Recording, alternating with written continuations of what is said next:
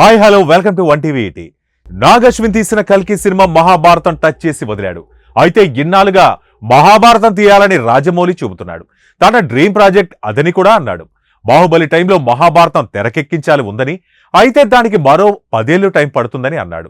అయితే 10 ఏళ్లకు అటు ఇటుగా మహాభారతం టచ్ చేస్తూ నాగ్ అశ్విన్ కల్కి సినిమా చేశాడు.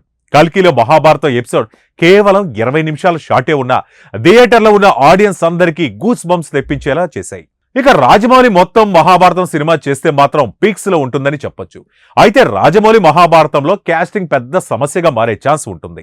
అర్జునుడు, కర్ణుడు, కృష్ణుడు ఇలా భారతంలోని ప్రధాన పాత్రలకు ఎవరిని ఎంపిక చేస్తాడన్నది తెలియాల్సి ఉంది. రాజమౌళి మహాభారతంలో తెలుగు స్టార్ హీరోలంతా కూడా నటించే అవకాశం లేకపోలేదు. అంతేకాదు సీనియర్ హీరోలైన చిరు, బాలయ్య, నాగార్జున, వెంకటేష్లు కూడా ఈ సినిమాలో నటించే ఛాన్సులు ఉన్నాయి. నాగ్ అశ్విన్ కల్కిలో విజయ్ దేవరకొండ, దుల్కర్ సల్మాన్లు గెస్ట్ రోల్స్ చేశారు. అమితాబ్, కమల్ హాసన్ లాంటి స్టార్స్ ఇంపార్టెంట్ రోల్స్ లో నటించారు.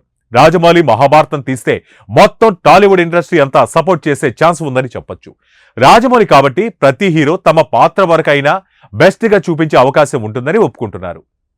టాలీవుడ్ మొత్తం కలిపి రాజమౌళి డైరెక్షన్ లో మహాభారతం తీస్తే మాత్రం సినిమా రికార్డుల గురించి కొన్నేళ్లుగా చెప్పుకునేలా అవుట్పుట్ ఉంటుంది.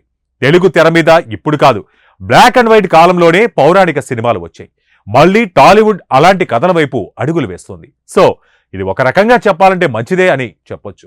రాజమౌళి మహాభారతంలో ఎవరెవరు ఏ పాత్రలో నటిస్తే బాగుంటుందో ఇప్పటికే చాలా రకాల వార్తలు సర్క్యులేట్ అవుతున్నాయి. మరి రాజమౌళి ఈ సినిమాను ఎప్పుడు చేస్తాడో చూడాలి.